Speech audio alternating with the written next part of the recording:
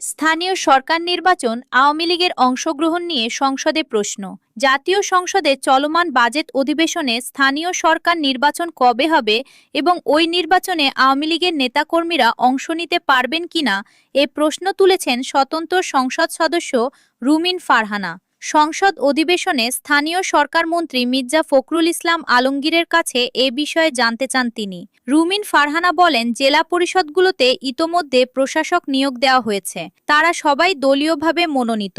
অথচ সংবিধান অনুযায়ী স্থানীয় সরকার প্রতিষ্ঠানগুলো নির্বাচিত জনপ্রতিনিধিদের মাধ্যমেই পরিচালিত হওয়ার কথা। তিনি বলেন, 2014 সাল থেকে 2024 সাল পর্যন্ত গণতন্ত্র প্রতিষ্ঠার জন্য দেশের মানুষ সংগ্রাম করেছে, কিন্তু বর্তমান সরকার ক্ষমতায় আসার 4 মাস পরও স্থানীয় সরকার নির্বাচন নিয়ে কোনো সুনির্দিষ্ট ঘোষণা আসেনি। স্বতন্ত্র এই সংসদ সদস্য অভিযোগ করেন, নির্বাচিত জনপ্রতিনিধিদের পরিবর্তে প্রশাসকদের মাধ্যমে স্থানীয় সরকার পরিচালনা করা সংবিধানের চেতনার সঙ্গে সাংঘর্ষিক।